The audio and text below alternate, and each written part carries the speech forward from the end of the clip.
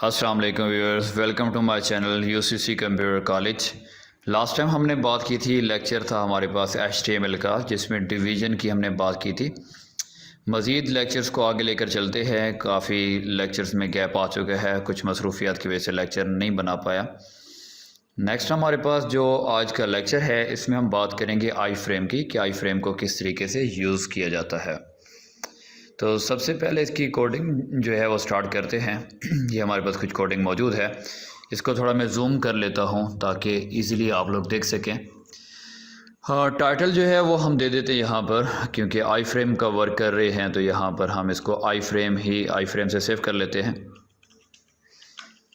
इसका जो टाइटल है वो हमने कह दिया कि ये आई फ्रेम। उसके बाद इसमें जो मज़ीद वर्क हुआ है, डिवीज़न वगैरह पर पहले हम बात कर रहे थे प्रीवियस लेक्चर में, तो इसको हम ख़त्म कर देते हैं। अब बॉडी के अंदर जो है हम आई फ्रेम जो है टैग यूज़ करेंगे। आई फ्रेम का टैग जो है यूज़ करेंगे यहाँ पर आई फ्रेम का टैग ओपन किया और साथ में ही इसको क्या कर देंगे, क्लोज़ कर देंगे। आई फ्रेम का टैग ओपन और ये क्लोजिंग टैग आ गया आई फ्रेम का।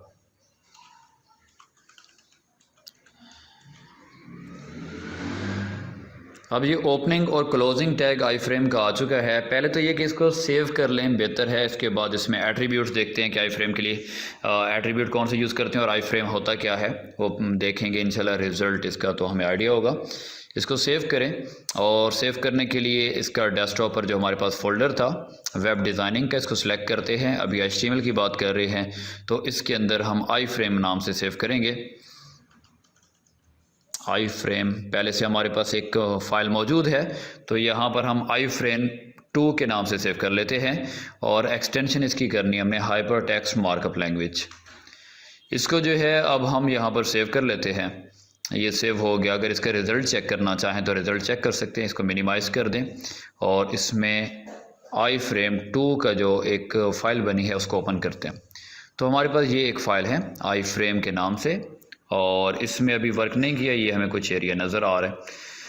इसमें हम एट्रीब्यूट्स वगैरह यूज़ करेंगे। आई फ्रेम के अंदर एक एट्रीब्यूट यूज़ करेंगे यहाँ पर हम सोर्स का SRC, source is equal to, तो ये अपर केस में लिख रहा हूँ, आप लोअर केस में लिखें या अपर केस में लिखें, कोई मसला नहीं है, आप लिख सकते हैं।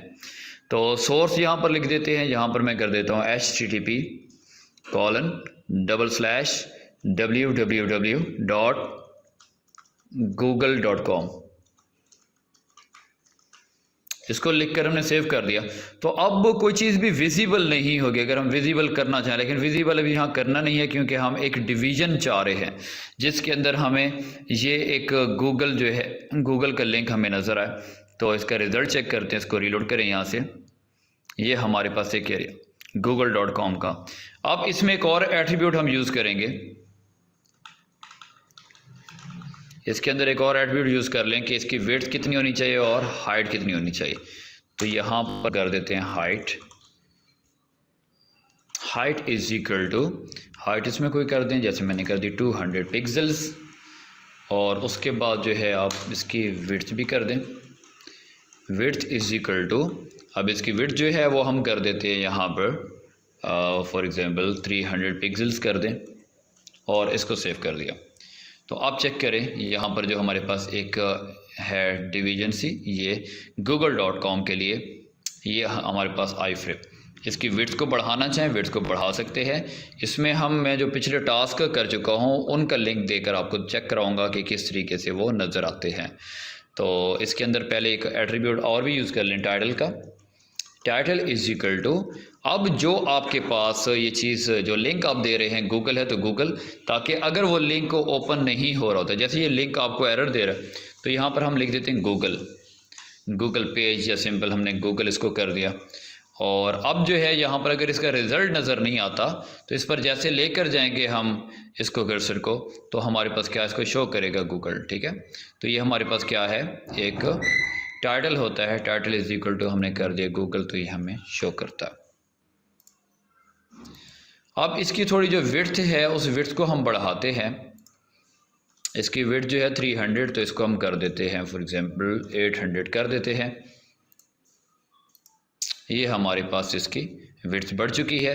अब इसके अंदर जो हम पिछले टास्क कर चुके हैं उनका अगर लिंक देना चाहें लिंक दे सकते हैं। पहले एक फ़ोल्डर जो है वेब डिज़ाइनिंग का आपके पास फ़ोल्डर है उसमें जाएं और आपके पास कुछ हम पहले जो वर्क पिछले लेक्चर्स में कर चुके हैं जैसे ये डिवीज़न मौजूद है या फिर उसके अलावा क्लास वगैरह ये चीज़ें मौजूद हैं। डाउनलोड का इस तरीके से कोई भी आप यूज़ कर सकते हैं। जैसे मैं इसको पहले ओपन करता हूँ फील्ड सेट, एक ये हमारे पास पेज और एक वेब का एक पेज है ये वाला, ठीक है ये पेज। अब इस पेज का अगर लिंक देना है तो हम क्या करेंगे, जैसे फर्स्ट वेब लिखा हुआ है तो हम इधर कोडिंग के अंदर क्या करना पड़ेगा, फर्स्ट वेब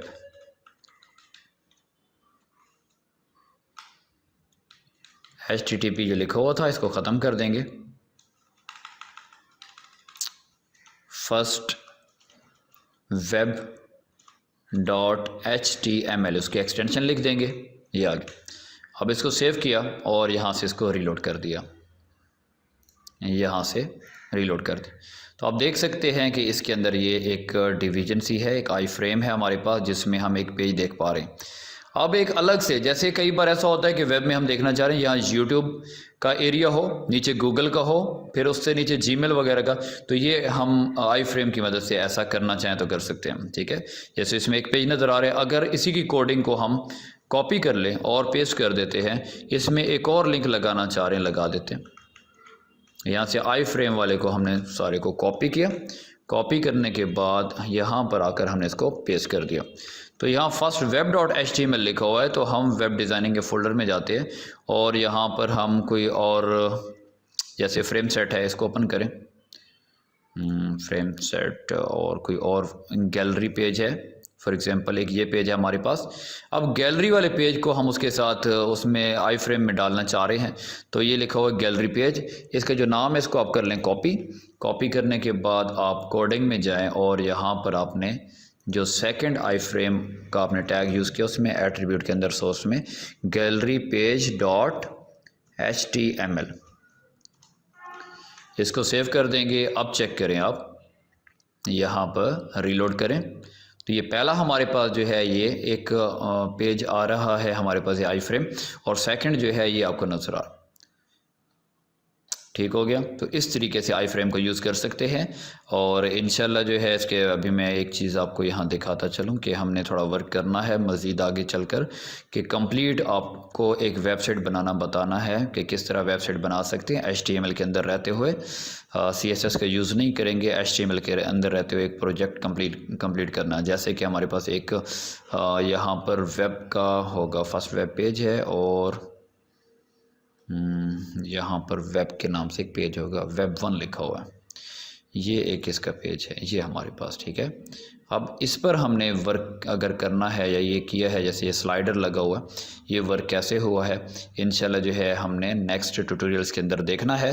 तो एक सिलसिला जो है थोड़ा डिस्टर्ब हुआ है मसरूफियात की वजह से, लेकिन इसको इंशाल्लाह लेकर चलेंगे। एक कंप्लीट वेबसाइट कैसे आप HTML के अंदर बना सकते हैं, जैसे आपको यहाँ नेविगेशन बार नज़र आ रही है और ऊपर जो है बैनर नज़र आ रहा है, इसको कैसे एडजस्ट किया जाता है, इसकी कैसे डिविजन्स की जाती हैं, वो सारा देखेंगे। अब इस ट्यूटोरियल में सिर्फ हमने बात करनी थी आई फ्रेम से रिलेटेड, तो ये आप यूट्यूब का लिंक देना चाहें इसके अंदर दे सकते हैं आई फ्रेम में, या फिर मुख्तलिफ पेजेस होते हैं एक ही आपको व्यू के अंदर ये नज़र आ रहे हों तो उसके लिए आई फ्रेम के टैग्स आप यूज़ कर सकते हैं। उम्मीद करता हूँ इस ट्यूटोरियल की समझ आई होगी आप लोगों को। अगर कोई भी क्यूरीज हों तो आप कॉन्टेक्ट कर सकते हैं। आप इंशाल्लाह कोशिश करते हैं कंटिन्यू करते हैं, क्योंकि आगे CSS को भी स्टार्ट करना है, फिर मज़ीद इसको प्रोग्रामिंग की तरफ लेकर चलना है। वेबसाइट कंप्लीट कैसे बनाते हैं नेक्स्ट ट्यूटोरियल में इंशाल्लाह देखते हैं। मिलते हैं नेक्स्ट ट्यूटोरियल में, तब तक इजाज़त दीजिए। दुआओं की दरख्वास्त है। अल्लाह हाफिज़।